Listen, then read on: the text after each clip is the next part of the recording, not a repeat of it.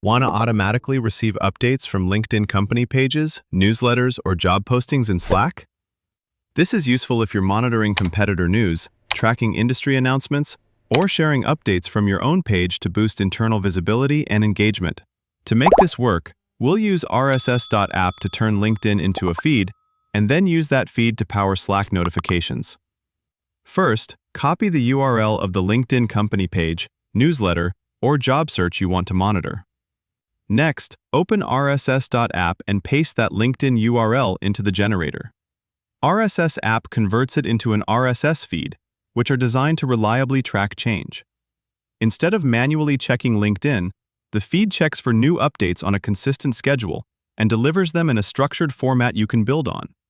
Click Save to My Feeds, then the Slack icon on the right side. Log into your Slack account and authorize rss.app to access your workspace. Select the Slack channel you want to post to from the dropdown, or you can use the channel ID option. To find it, open Slack, right-click the channel name, select Copy, then Copy Link, and paste that link into rss.app.